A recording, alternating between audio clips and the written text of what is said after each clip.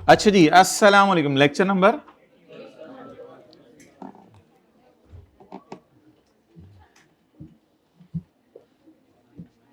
आज हमने वो भी करना है, पर्चियां डाल के देखने के कंसोलिडेशन के कौन कौन से सवाल रह गए और कौन सा करना है।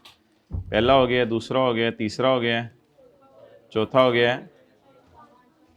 पांचवा भी हो गया, कुछ कह रहे हैं, सातवां भी हो गया, 11वां भी हो गया। तो पर्ची डालेंगे 6, 8, 9, 10। तो एक पे लिखेंगे मंगल, एक पे लिखेंगे बुध, एक पे लिखेंगे जुमेरात, एक पे लिखेंगे जुमा, एक पे लिखेंगे हफ्ता। फिर जब जिसकी बारी आई। तो ये बस थोड़ा सा बात करके आपको फिक्रमंद करना मकसूद था। मतलब कुछ लोग ये समझें कि यार हमें पढ़ाई जा रहे हैं, हमारा क्या कसूर है। मतलब रहते हैं तो करना है। जो अगली दफ़ा आएंगे उनके लिए क्वेश्चन नंबर 12 भी होगा।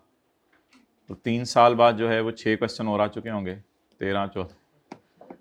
अब ये नेवर एंडिंग स्टोरीज हैं, क्या करें। आप लोग तो माशाल्लाह टाइम पे आ गए हैं। अभी तक सिर्फ 11 सवाल आए हैं आज तक एसोसिएट्स के। तो आप थोड़ा 3 साल बाद अगर आते हैं इस दुनिया में तो उससे तो और ज़्यादा लीज के पता नहीं कौन कौन से सवाल आगे होते हैं। IAS ट्वेल्व के छुड़वाने ही पड़ेंगे उस वक्त, फिर कुछ पास पेपर्स। मेरे ख्याल से यही कह दिया जाएगा, पहले 2-3 आप खुद ट्राई कर लेना। वो फिर बच्चे आके क्या करेंगे, नहीं वो भी नहीं हमारे से हो रहे, फिर उनको बुलाया करेंगे, नहीं बुलाना तो ज़्यादा है, फिर अब ये कि बुलाई जा रहे हैं हमें, पता नहीं किस तरफ जा रहे हैं दुनिया, मुझे नहीं समझ आ रही। ओके, अगर कोई हल है तो आप लोग बता दें मुझे। जी बताएं हल। शुरू से ही नहीं, नहीं वो तो पॉसिबल नहीं है ना, शुरू से ही। ऑब्वियसली फिर होमवर्क से कंपनसेट आपको किया जा रहा है कि होमवर्क नहीं दिया जा रहा, बस उन्हीं क्लास वर्क के सवालों को आप कर रहे हैं।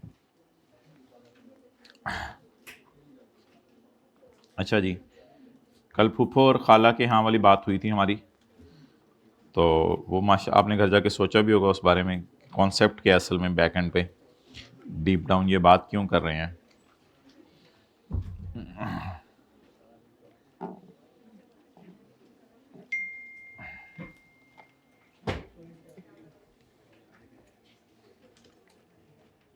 ओके ठीक है जी, हाइब्रिड में मोबाइल यूज़ कर लें तो फिर हम आगे चलते हैं। अच्छा इस क्लास की नहीं है, ठीक है, ओके मैंने समझा कि क्लास।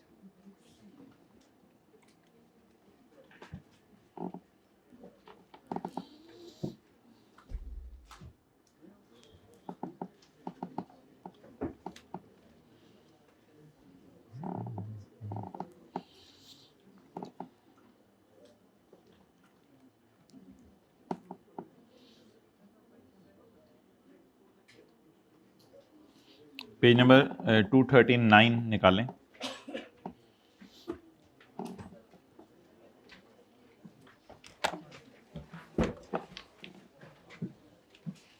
पॉज करो, really miss that. Okay, question number 12।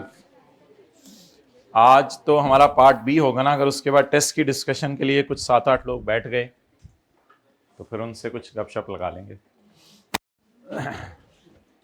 The draft statements of financial position as at 31 December 2016 of 3 page number 239। अच्छा आज हम एक ऐसा सवाल करने लगे हैं जिसमें ऑलरेडी सब्सिडरी अपनी किताबों में रिवैल्यूएशन मॉडल यूज़ कर रही है और ऑलरेडी एसोसिएट अपनी किताबों में रिवैल्यूएशन मॉडल यूज़ कर रहा है।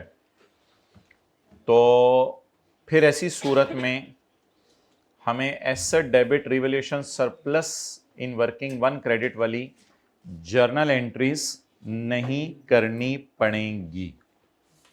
क्लियर? चलें। हीलियम, सल्फर एंड आर्सेनिक,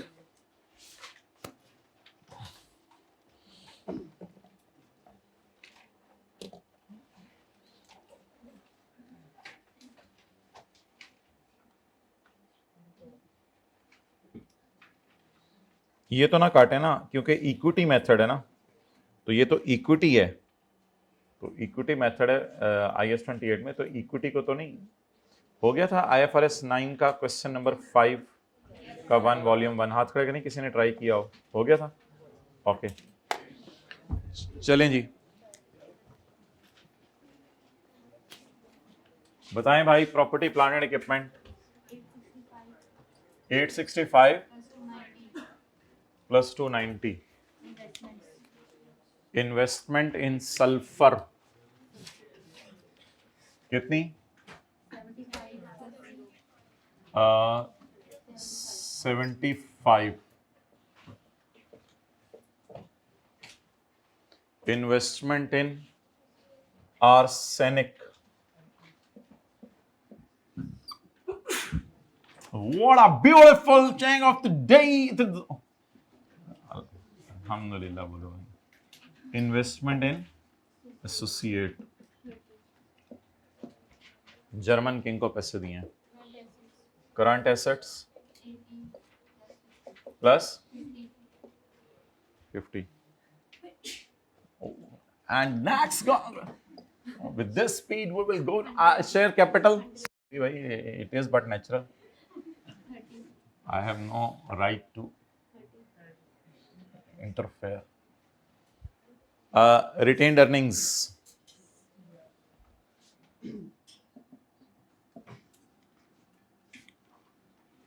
अच्छा अब क्योंकि तीनों रिवैल्यूएशन मॉडल यूज कर रहे हैं तो जरा आप जनरल रिजर्व्स की जगह जिस तरह होता था ना चर्बी तो ये उसी टाइप की कोई चीज समझ लें रिवैल्यूएशन सरप्लस को आज हम चर्बी की तरह ही ट्रीट करेंगे उसके लिए अलग अकाउंट बना लेंगे तो ये तो होगी SRE लेकिन इसके नीचे हम एक वर्किंग करेंगे नई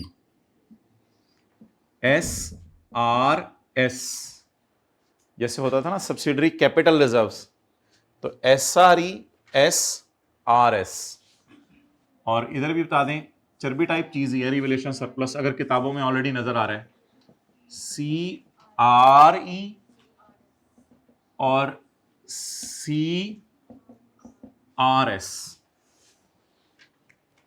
तो उधर कैपिटल रिजर्व्स थे यहां रिवैल्यूएशन सरप्लस है उसी टाइप की चीज है उससे डिफरेंट नहीं है ऐसे टाइम ही जाया होना है लेकिन इधर कोई नई वर्किंग बनाने की जरूरत नहीं है इधर पोस्ट पैट आता है पोस्ट आरई और पोस्ट रिवैल्यूएशन सरप्लस आ जाएगा इधर कोई वर्किंग नई बनाने की जरूरत नहीं है चले 650 180 और 100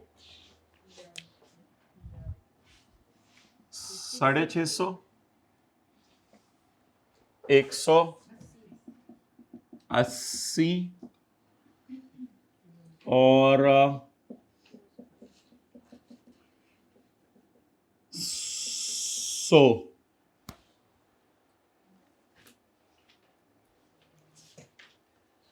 अच्छा 1 मिनट मुझे बस सरप्लस नोट कर लेने दें फिर आप कर लीजिएगा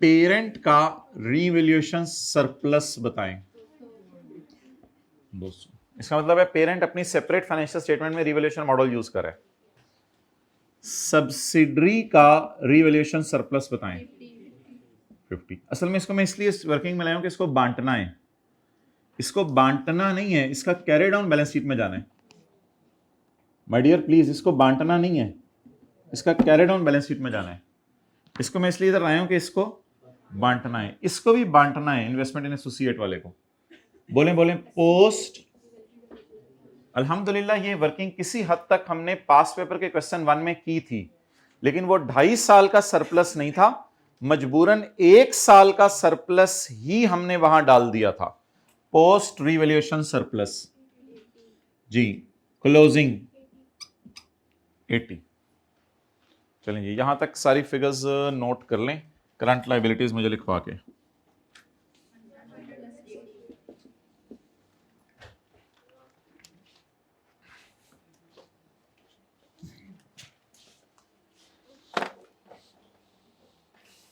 शुक्रिया जी शुक्रिया हाइब्रिड में जो हजरात आए हैं हाथ खड़े कर दें माशाल्लाह सारी हाथ खड़े कर दें अच्छे बच्चे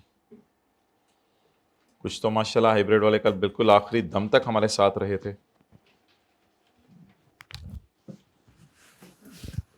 असर की अजानें हुई तब तक ये साथ थे इनका बस चलता तो मगरिब तक भी माशाल्लाह पढ़ते रहते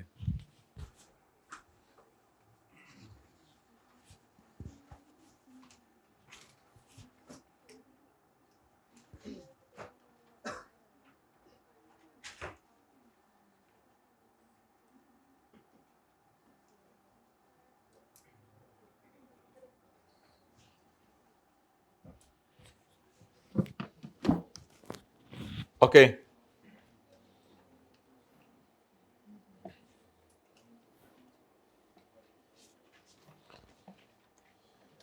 अच्छा इधर आए, इसको जरा पक्का कर लें। 1 मिनट यार, 1 मिनट, व्हाइट बोर्ड से छोड़ो, 1 मिनट इधर देखो। ये कहाँ जाता है वर्किंग 3 में, तो ये कहाँ जाएगा वर्किंग 3 पॉइंट, ये कहाँ जाता है वर्किंग 2 में, तो ये कहाँ जाएगा, ये कहाँ जाता है वर्किंग 7 में, तो ये वर्किंग, बस ये लिख लें।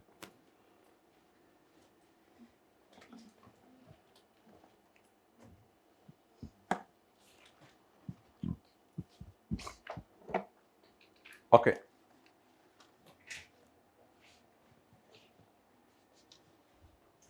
चलें जी, इंशाल्लाह 2-3 मिनट में इस सवाल को ख़त्म करते हैं। IAS 37 की तरफ आते हैं। सवाल को घर में ही आपने करना है, मैंने तो बस पहली एडजस्टमेंट करानी है और दूसरी प्री आरिस बता दें। 70 और 20, 70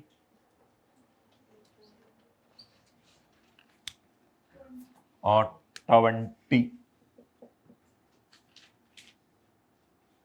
लेकिन साथ ही इसकी डबल एंट्री करवा दें इनटू 30%, 20, 24 जी, ARE कितनी आ गई 24।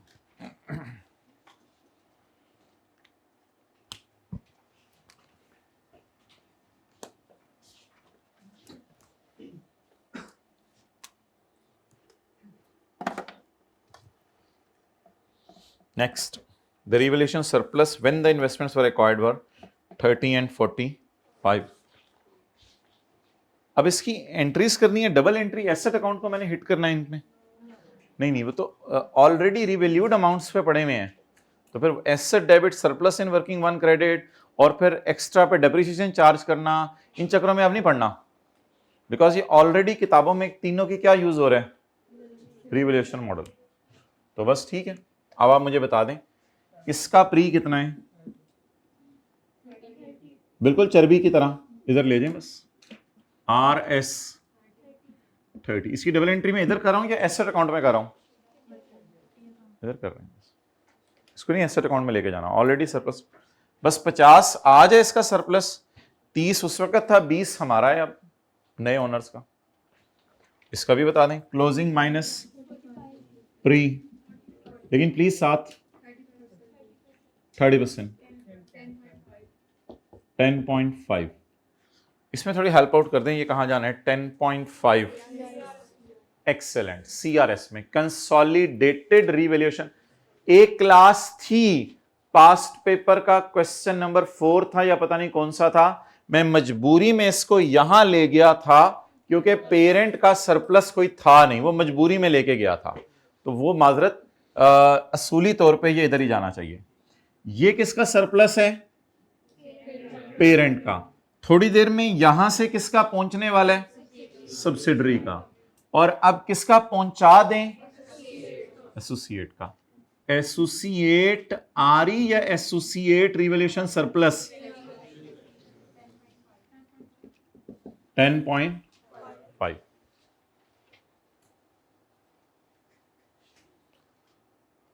चलें यार, इन दोनों अकाउंट्स को क्लोज कराएं,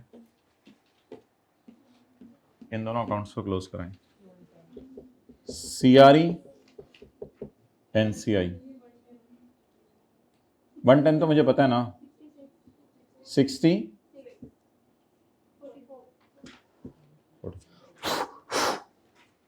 बहुत अरसे बाद फूक मारे, अरे हमें तो भूल गया था ये फूक भी मारता था, ऐसे रोजाना क्या करो, तो फूक ही भूल गया था।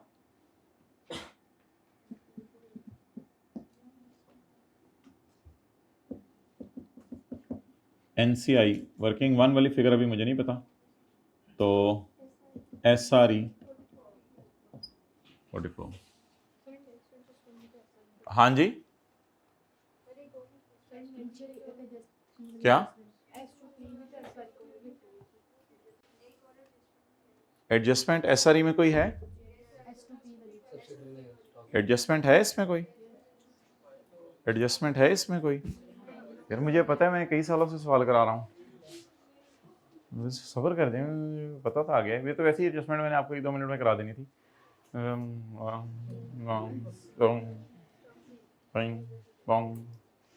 अच्छा जी, नाउ अब मुझे ये बता दें कि SRS को कहाँ कहाँ बांटना है। एस पहले पहले बांट दें कितना कितना है। 20 इंटू 12 और 20 इंटू 8। ये तो एनसीआई को दे देना, एनसीआई के लिए तो और कुछ नहीं है। CRS जिस तरह चर्बी को लेके जाते थे कंसोलिडेटेड कैपिटल रिजर्व्स में। अब ये 12 को फेंके। SRS कितना? 12। SRS 8।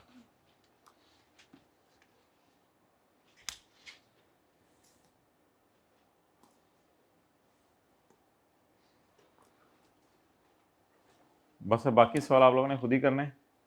मुझे जो नया अकाउंट आज खुला है उसका कैरी डाउन बता दें। 222.5। इसको CRS NCI वर्किंग नंबर 3.1 222.5। बस बाकी सवाल खुद ही कर लीजिएगा।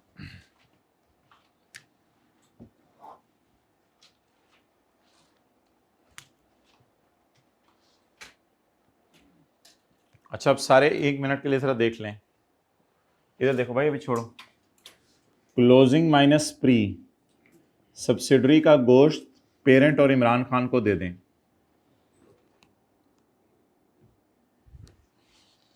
क्लोजिंग माइनस प्री, सब्सिडरी की चर्बी, बकरी की चर्बी पेरेंट और इमरान खान को दे दें। लेकिन एसोसिएट की चर्बी, एसोसिएट की चर्बी, ये बकरी नहीं है, ये मुर्गी है। मुर्गी में चर्बी थोड़ी सी शायद हो। एसोसिएट की चर्बी सिर्फ पेरेंट को दे दें, एनसीए को ना दे दीजिएगा। डन। अब देखें कितना खूबसूरत हो गया है।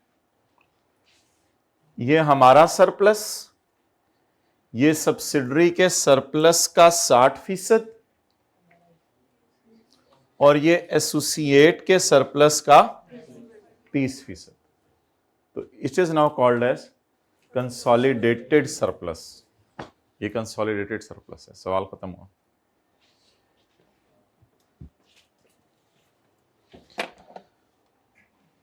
तो लिखें, अगर सारे रिवैल्यूएशन मॉडल यूज कर रहे हैं तो इसकी ट्रीटमेंट कैपिटल रिजर्व की तरह होगी। अगर सारे रिवैल्यूएशन मॉडल यूज कर रहे हैं तो रिवैल्यूएशन सरप्लस की ट्रीटमेंट कैपिटल रिजर्व की तरह होगी। अगर सारे रिवैल्यूएशन मॉडल यूज कर रहे हैं तो रिवैल्यूएशन सरप्लस की ट्रीटमेंट कैपिटल रिजर्व की तरह होगी।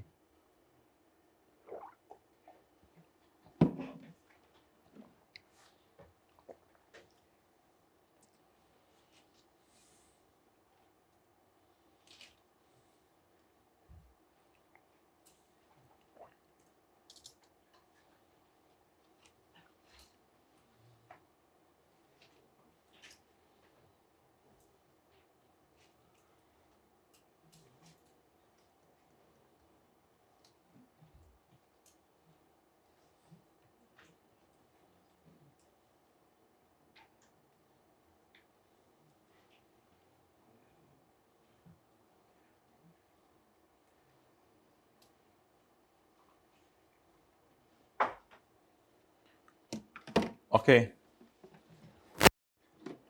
मरहबा मरहबा, हाई ब्रेड में वेलकम।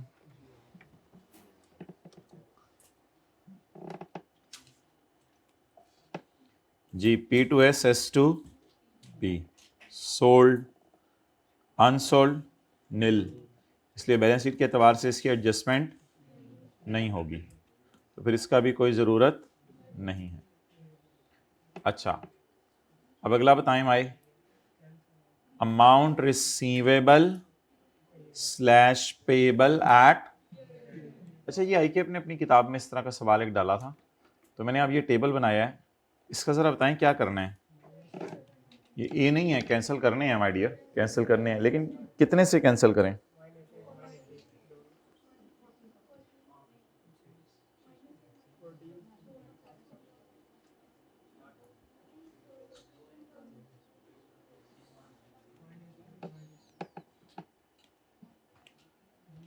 अब ये ट्रिकी वे है देने का चीज, और तो कुछ नहीं है।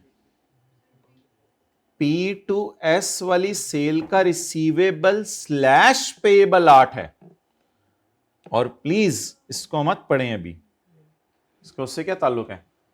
P2S वाली सेल का 8, ये मतलब है इस बात का। P2S वाली सेल का 8 P की किताबों में रिसीवेबल है और S की किताबों में पेएबल है। इस तरह नहीं समझना था 8 और 6 है तो 2 इन ट्रांजिट है। ये असल में P2S वाली सेल के आगे लिखने का मतलब ये कि ये P का रिसीवेबल है और ये S का पेएबल है।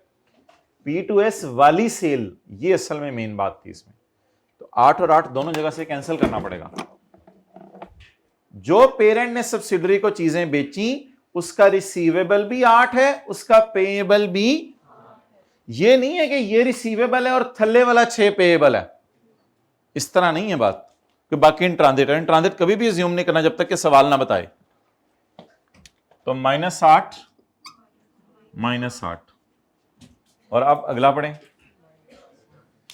जो एस ने पी को चीजें बेची, बस थोड़ा सा ट्रिकी तरीके से दिया था उसने, क्या कर सकते हैं ऐसी चीजों का।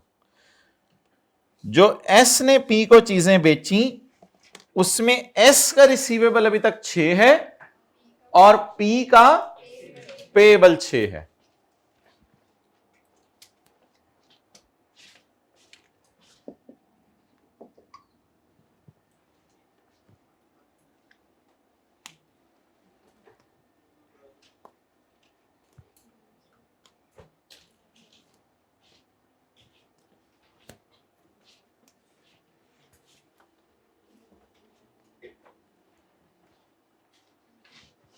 तो ये एडजस्टमेंट भी हमारी पोस्ट हो गई।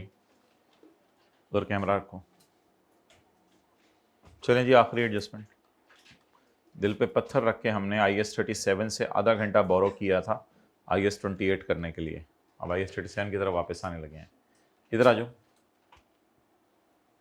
Details of cash dividend R S follows. असल में बोनस डिविडेंड भी होता है ना, बोनस शेयर्स देते हैं।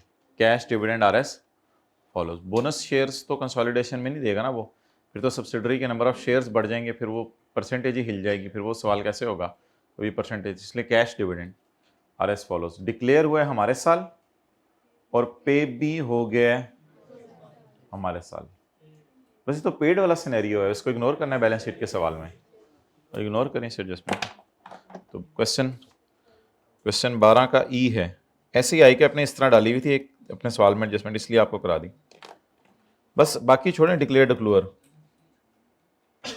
पे हमारे साल हो गया ना, बस खत्म बात कर।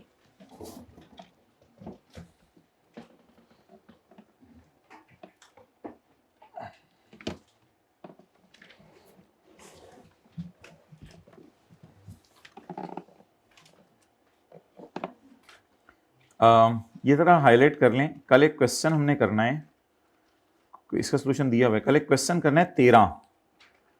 फिर एक बात आपको समझ आएगी कि अगर P रिवैल्यूएशन मॉडल यूज करे और S कॉस्ट मॉडल यूज करे तो क्या करना है। आज हमने क्या कॉन्सेप्ट किया है, P एंड S दोनों रिवैल्यूएशन मॉडल यूज करेंगे। अच्छा, एक छोटी सी बात है, आपको 1-2 दिन में बताऊंगा मैं कि A से हम कभी नहीं पूछते और A के लिए यूनिफॉर्म अकाउंटिंग पॉलिसी भी जरूरी नहीं है।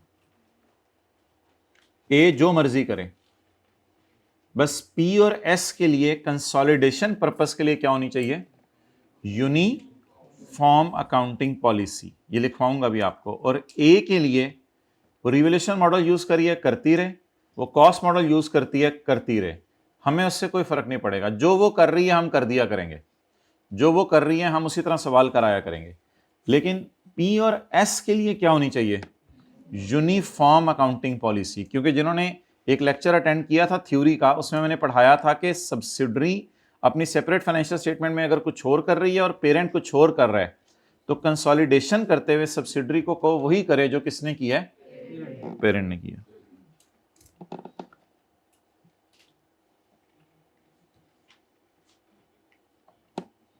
अच्छा चलें, इधर एक छोटी सी बात और पढ़ जाएं जो कल हमने छोड़ दी थी, पेज 214।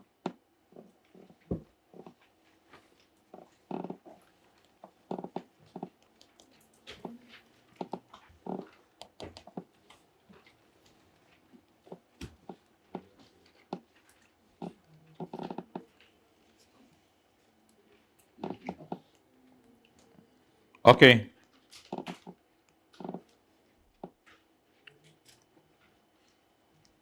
ये नाइकी कंपनी है, ये पीटीसीएल है और ये रॉयल फैन है। ये इसका एसोसिएट है क्योंकि इसने इसके 30% शेयर खरीदे हुए हैं और इसने इसके 90% शेयर खरीदे हुए हैं। पीटीसीएल, तुम एसोसिएट की कंसोलिडेशन ना करो। एक दफा हमने पढ़ा था ये कॉन्सेप्ट, तो उसमें हमने कहा था पीटीसीएल तुम यू फोन की कंसोलिडेशन ना करो। तो पीटीसीएल तुम एसोसिएट की कंसोलिडेशन ना करो अगर 4 बातें साबित हो जाएं। आपको याद होगा शायद ये 4 बातें। अगर पीटीसीएल तुम खुद किसी की सब्सिडरी हो, तुम खुद किसी की सब्सिडरी हो, और दूसरी बात हमने ये पढ़ी थी कि पीटीसीएल तुम स्टॉक एक्सचेंज के अंदर लिस्टेड ना हो और ना होने के प्रोसेस में हो। और तीसरी बात हमने ये पढ़ी थी कि पीटीसीएल अपनी financial statements securities and exchange commission को जमा नहीं करवाता, ना करवाने का प्रोग्राम है। और चौथी बात ये पढ़ी थी कि फिर तुम मान जाओ तुम इन सबको कंसोलिडेट करोगे। अगर ये 4 बातें पूरी हो जाएं तो you can skip consolidation. PTCL को कंसोलिडेटेड फाइनेंशियल स्टेटमेंट बनाने की जरूरत नहीं है। पहले पढ़ लें, फिर उसके बाद जो है वो मैं नोट करने दूंगा diagram. A PTCL need not apply the equity method to its investments if entity is a parent, that is if PTCL is a parent, अगर PTCL पेरेंट है और एग्जेम्प्ट है कंसोलिडेशन उसमें IFRS 10 में भी, और if all of the following 4 conditions are met. वो कौन कौन सी? पीटीसीएल खुद होली ओन्ड सब्सिडरी है या पार्शली ओन्ड सब्सिडरी है, किसकी? नाइकी की। एंड इट्स अदर ओनर्स, हो सकते हैं इंजमाम ने भी इसमें कुछ शेयर खरीदे हो, पता नहीं, पीटीसीएल के अदर ओनर्स भी होंगे। एंड इट्स अदर ओनर्स, पहले समझ लें फिर नोट कीजिएगा। एंड इट्स अदर ओनर्स, ये काट दें। And its other owners Inzamam have been informed about, उसको बता दिया है कि हमने कंसोलिडेशन नहीं करनी, एंड डू नॉट ऑब्जेक्ट, और उसको कोई एतराज नहीं कि PTCL not applying equity method. PTCL equity method अपनी किताबों में नहीं लगा रहा, तो खैर इंजमाम को बस बता दें पीटीसीएल के डेट या इक्विटी इंस्ट्रूमेंट स्टॉक एक्सचेंज में ट्रेड नहीं हो रहे, और पीटीसीएल फाइल नहीं करती, ना फाइल करने का इरादा है अपनी financial statement securities exchange commission of Pakistan को या कोई भी रेगुलेटरी ऑर्गेनाइजेशन उस मुल्क में।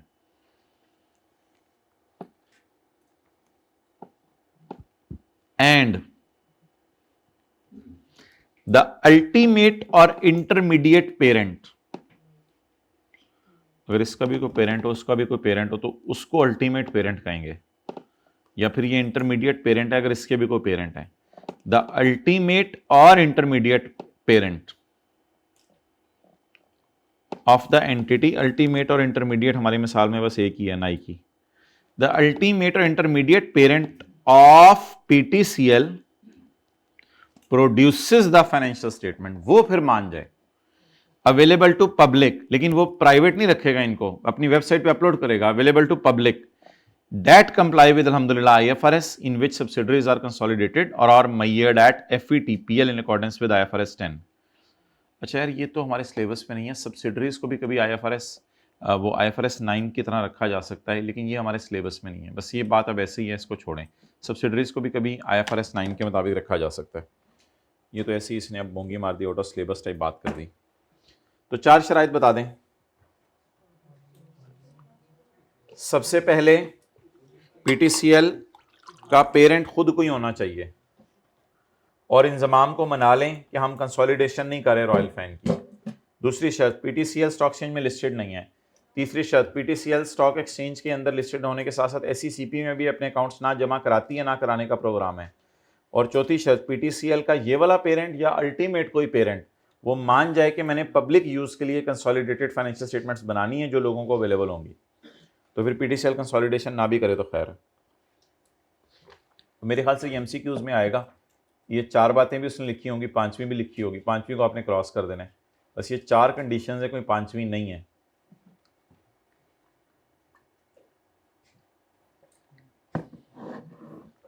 रट्टे में तो नहीं पूछेगा वो, पता नहीं पूछ भी ले तो हल्का फुल्का फिर इंग्लिश लिख के आनी पड़ेगी।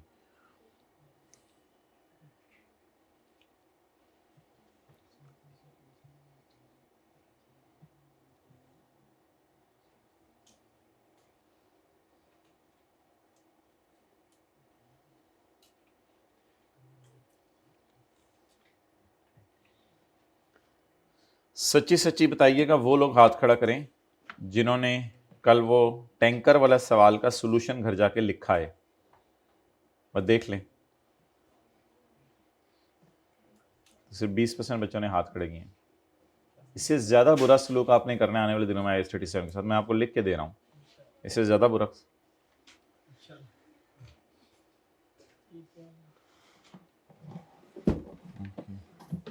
चलें जी।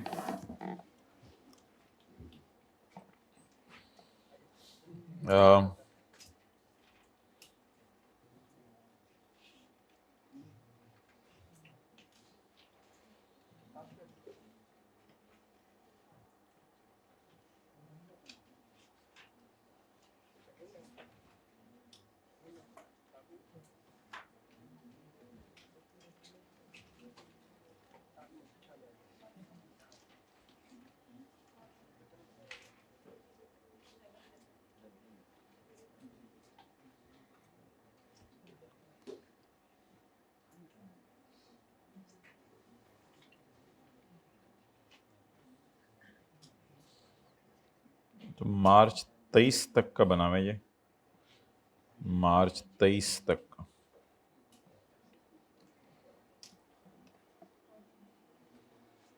Consolidation 18 number 18 number 18 number 18 number 19 number 19 number 20 number 20 number. Final account 6 number 7 number 7 number 8 number. IAS 12 15 number 16 number 17 number 18 number 17 number 16 number 12 number. IFRS 16 17 number 9 number 15 number 16 number 20 number 15 number 7 number. IAS 38 8 number 9 number 7 number 8 number 15 number 15 number. IAS 1037 9 number 4 number 8 number 15 number 8 number 7 number 19 number 17 number. Latest attempts जो दोनों हैं उनमें तो 15 number का आया है। IFRS 15 revenues 9 number 16 number 9 number. ये तो सिलेबस में ही अभी आया था थोड़ा अर्सा पहले। और ये वो टॉपिक्स हैं जिनमें से 8 नंबर से ऊपर का सवाल नहीं आता। ये छोटे टॉपिक्स हैं। IAS 41 वो जो एक सवाल आया था पता नहीं गाय बफलो वाला कौन सा, उसके लिए चारा मंगवाया था बाहर के मुल्क से, ये वाला सवाल है। उसके बाद जो है वो IAS 21 IFRS 8 और IFRS 9 शॉर्ट टॉपिक्स में ज़्यादा टेस्ट कर रहा है वो, और एथिक्स। आपके अटेम्प्ट का पैटर्न इंशाल्लाह अगलों को बना के सितंबर 23 का भी बना हुआ है, नज़र आ गया होगा कुछ लोगों को। Consolidation final account IAS 12 IFRS 16 जो लोग छोड़ के जाते थे ना स्टैंडर्ड के 38 छोड़ जाते हैं, उसने सबको ही टेस्ट कर लिया। आ जाओ फिर सारे ही आ जाओ। और जो कहते थे IFRS 9 का सवाल आता है, उन्होंने फिर IFRS 8 का डाल दिया। कहते तुम अपने पैटर्न, मेरा पैटर्न है, फिर you cannot skip anything. Okay,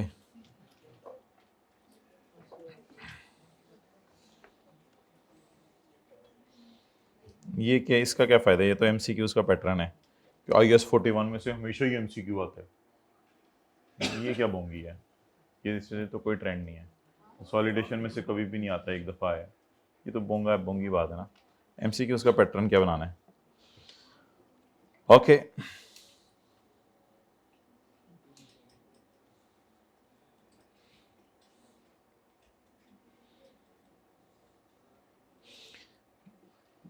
the current result of 42% represents a significant improvement compared to both previous sessions. 100 में से 42 बच्चे उठाने का मतलब है कि 10 बैठे हुए हैं जो एक रो में, ये 2 5 10, उसमें से 4 उठाने। और किसी रो में अगर 5 बैठे हुए हैं तो उसमें से 2, देखें ज़रा दाएं में, 5 बैठे हैं, उसमें से 2 उठाने हैं उसने। 5 ये कर रहे हैं वो, अब मैं क्या, ये तो कर रहे हैं वो। लेकिन आप लोग तो माशाल्लाह ओवरऑल कॉलेज लेवल पे सोच रहे हैं ना, कि या ओवरऑल लाहौर लेवल पे, ओवरऑल लाहौर लेवल में सारे इधर से उठा लेने हैं। आप तो ऐसे सोच रहे हैं ना, लेकिन मैं तो ग्राउंड रियलिटी की बात कर रहा हूँ कि आपको पढ़ेंगे तो फिर आप उनमें से होंगे। Although examinees who did not pass the exam performed well, इतना करना इस तरह कमेंट आप देखें हमारे से खेल रहे हैं। Although examinees who did not pass performed well, अब ये क्या बातें कर रहे हैं? अब फेल तो हो गए ना on a few questions. They were unable to achieve satisfactory results on the others. It is important, कहते मेरा कोई पता नहीं दुनिया से चला जाऊँ, it is important to note that, जाते जाते सुन लो, that past papers can be helpful in preparing exam, but they should not be relied upon. ठीक है, इसी तरह कभी अगली दफ़ा कमेंट आएगा, teacher is helpful but that is not to be relied upon exclusively, as the current exam may cover topics or variations that have never been covered in past papers. उसने ये नहीं लिखा that have never been covered in syllabus, syllabus के अंदर ही रहता है, लेकिन पास paper से हट के भी सवाल पूछ सकते हैं। जो चीज़ें पढ़ाई जा रही हैं, कई ऐसी चीज़ें हैं, मिसाल के तौर पे ऐसे मिसाल दूँ, ग्रॉस रिप्लेसमेंट मेथड, वो कभी पेपर में नहीं आया, कराया तो है आपको, लेकिन पास पेपर में नहीं आया, वो भी आ सकता। कोई भी ऐसी चीज़ जो हमने पास पेपर में ना की हो, वो आ सकती है अगर क्लास में कराई हो, ये कहने का मकसद है उसका। अच्छा जी,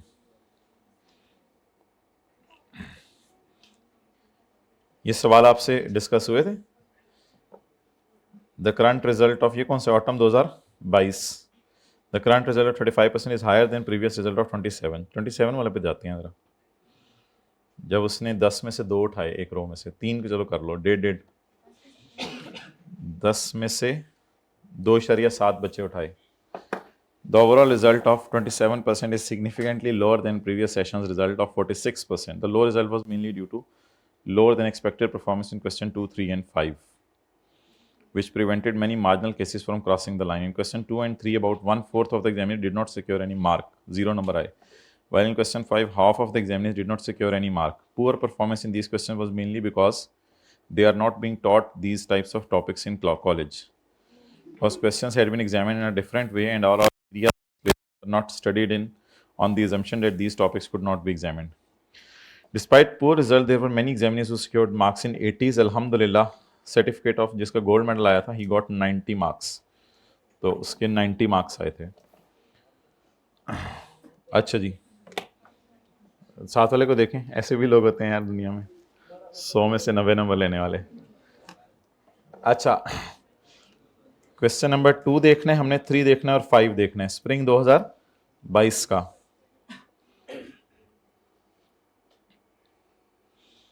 शीद आज इन्होंने पढ़ाने का मूड नहीं लग रहा, इतने उत्थे सैर करा रहे हैं।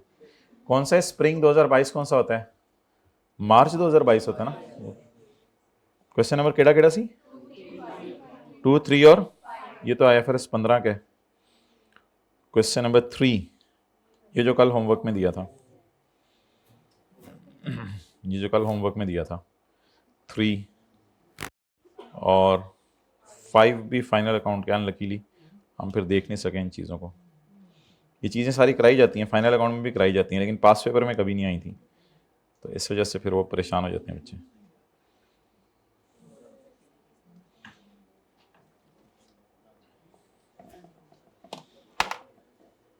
दिन बहुत थोड़े रह गए हैं माय डियर, पता नहीं किस वक्त पेपर आ जाएं, और टाइम बहुत कम है।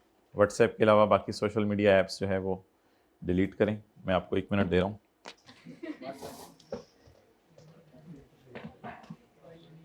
जल्दी करें माय डियर, प्लीज़ मोबाइल्स निकालें, टाइम बहुत कम है। कोई 1-2 बच्चे बताएं मुझे कि उन्होंने सोशल मीडिया, यूट्यूब डिलीट करें, फेसबुक डिलीट करें। नहीं, यूट्यूब का तो लिंक से वो डायरेक्ट चला जाएगा ना उस पर। वैसे यूट्यूब को खुले रखना हर वक्त, और फिर फेसबुक डिलीट करें। ये अजीब अजीब जो हैं, और कोई इंस्टाग्राम, और पता नहीं और कौन से हैं, स्नैपचैट, तो ये अजीब है। ये तो अगर है भी तो ना बताएं अगले को, मैं तो सुना ही हुआ है इसके बारे में, लेकिन अगर ये खुदा ना खासा है भी मोबाइल में तो दूसरे को ना बताएं कम से कम। और गेम्स डिलीट करें। टिकटॉक तो नहीं है, ये भी मुनासिब नहीं है। अगर ये किसी के पास है तो ये भी दूसरे को बताए बगैर डिलीट करें। और कुछ ओके यार, असल में ये बड़ा मुश्किल होता है ना, फिर 6 महीने दोबारा उन्हीं किताबों को पढ़ना। तो अक्सर स्टूडेंट तो टीचर भी चेंज नहीं करते। ठीक होती है ये अप्रोच कि वो एक पैटर्न पे चले होते हैं, उसी टीचर को दोबारा देख, बड़ा मुश्किल हो जाती हैं चीज़ें फिर। तो अभी टाइम है, कुछ कर लें। मैं आपके लिए कुछ कर सकता हूँ तो बता दें, मैं भी असर तक इधर ही हूँ आज आपके लिए। तो अच्छा जी, प्रोविजन कब रिकॉर्ड करनी है? पेज 320। प्रोविजन कब रिकॉर्ड करनी है? रिकॉर्ड बोलें, when there is as a result of past event, it is probable that outflow of resources will be required। बस टू सेटल द ऑब्लिगेशन भी कोई याद करना जरूरी नहीं है, इसको भी ब्रैकेट में ले लें।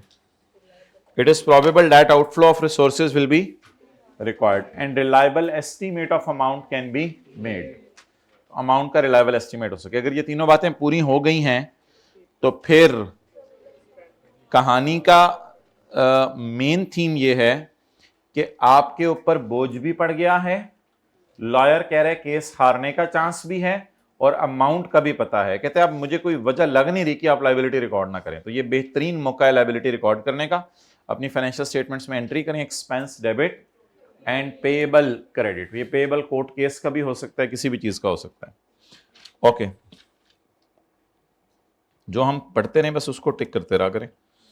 बाकी बहुत सी चीज़ें ऐसी उसने बिला वजह किताब में डाली हुई हैं जिनका फ़ायदा कोई नहीं है। जी, एक ही चीज़ है। The following information pertains to Jamil limited, एक ही चीज़, for the year ended 31 December 2014। In December 2014 हमारे साल के आखिरी महीने एक citizen committee of the area met with the directors of company. इलाके वाले डायरेक्टर्स के साथ मिले और उन्होंने एक कंप्लेंट की कि ZL की व्हीकल्स जो कि केमिकल्स लेके जा रही थी are not fully equipped with safety equipment, and उसकी वजह से कुछ केमिकल्स रास्ते में गिरते रहे and resultantly creating serious threats to the health of residents. और जिस इलाके में तुम लोगों की फैक्ट्री है तो वहाँ पे बाबा जी रशीद को पिछले 10 दिन से खांसी लगी हुई है। वो जो उनके घर मुन्ना पैदा हुआ था 2 दिन का है, वो भी बेचारा परेशान है अभी तक। The management held a meeting in this regard. Management ने इस मद में एक मीटिंग की। भाई अब वो छोड़ दो ना वाइट बोर्ड का लिखना, इधर देखो। मैनेजमेंट ने एक मीटिंग की साल ख़त्म होने से 5 दिन 6 दिन पहले, और मैनेजमेंट ने अल्हम्दुलिल्लाह फैसला कर लिया है to install the safety equipment in its vehicles. और हमने फैसला कर लिया है कि हम इस सेफ्टी इक्विपमेंट को इंस्टॉल करेंगे, और उसका कॉस्ट रिलायबल एस्टीमेट भी लग गया। तीसरी कंडीशन, रिलायबल एस्टीमेट भी लग गया 25 मिलियन का। वैसे हमारे पर लीगल ऑब्लिगेशन कोई नहीं है, क्योंकि इलाके वालों ने इल्ज़ाम लगाया, हुकूमत ने आके इल्ज़ाम नहीं लगाया। हुकूमत कहती है जितने मर्जी केमिकल गिराओ, पूरा पाकिस्तान डस्टबिन है, जहाँ मर्जी जूस का डब्बा फेंकें, जो मर्जी करें, क्लास के अंदर मूंगफलियाँ फेंकें, जो मर्जी करें, सब टू यू। मैनेजमेंट कहती है कोई मसला नहीं, वो हुकूमत कहती है कोई मसला नहीं। The company has no legal obligation, हमारी पब्लिश्ड पॉलिसी भी कोई नहीं है जो हमने कंस्ट्रक्टिव ऑब्लिगेशन बनती है जिसकी वजह से regarding installation of such equipment in its vehicle. लेकिन अल्हम्दुलिल्लाह we have decided to install. बताएं जी अब क्या करें। अच्छा, अगर कल वाली मिसाल में ऐसा होता कि फूफू के घर तय हुआ था, खाला के घर, मुझे तो भूल ही गया है। लो जी, आप में ही लड़ाई पड़ गई। खाला के घर तय हुआ था, चलो मेजॉरिटी कह रही है खाला के घर तय हुआ था, अम्मी की चली थी मेरे ख्याल से, इस तरह बोला था आपने। तो अगर अम्मी की चल जाए और अम्मी उस वक्त अब्बू से साइन भी करवा लें कि अब आप लिख के मुझे दे दें डिसीजन कि यही है, तो क्या वो भी ऑब्लिगेशन है? नहीं, अनलेस कम्युनिकेट। कल मैंने आपको बताया था कि intentions are not obligations unless communicated. आज उससे भी आगे की बात सुने, even decisions are not obligations unless those are communicated. अगर प्रिंसिपल साहब अपने कमरे में बैठ के साइन कर दें एक सफे पे कि सर आसिफ को बोनस दे दो, कैशियर के सामने बैठ के साइन कर दें, और कैशियर को घंटे बाद फोन करके पूछें बताया तो नहीं, कैशियर कहता नहीं बताया नहीं, प्रिंसिपल साहब कहते हैं वो मेरा डिसीजन मैं रिवर्स कर रहा हूं, जल्दी से वापस ले आओ। Yes you can reverse, because अभी तक आपने किसी को जबान नहीं दी। तो अल्हम्दुलिल्लाह decisions are even not obligations unless communicate. तो अल्लाह का शुक्र है ये भी कोई ऑब्लिगेशन नहीं है। लीगल तो वैसे ही नहीं है, क्योंकि सवाल कह रहे हैं नीदर लीगल ऑब्लिगेशन, मैं क्या कहूँ, सवाल कह रहे हैं। और कंस्ट्रक्टिव इसलिए नहीं है कि अभी तक कम्युनिकेट नहीं की। तो for the year ended 31 December 2014 ZL is not required to make any provision for liability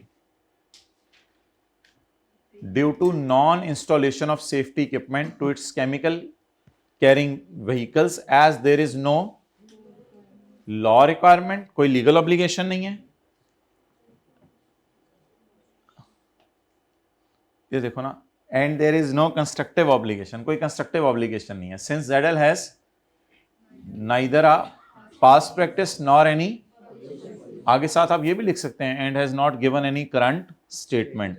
बात लिखें, पूरी पिक्चर लिखें, तीन बातें पढ़ी थी ना, या पब्लिश पॉलिसी हो, या पास प्रैक्टिस हो, या करंट स्टेटमेंट हो, ये तीनों नहीं है। Although the decision has been made to install, cost would only be recorded on actual. Decision तो हो गया, ये लॉजिक जरा काट दें। Although the decision has been made on purchase to install the, but it is yet not communicated। अच्छा, conclusion क्या है हमारा? Not required to make any provision. हमारी बैलेंस शीट में कोई पेएबल्स नजर आ रहे होंगे? पेएबल्स नहीं, इन पेएबल्स को भी रिकॉर्ड करने की जरूरत नहीं है। तो ये तो कल ही वाली बात थी, हमने आगे चलाई थी। दूसरा पार्ट बना दो।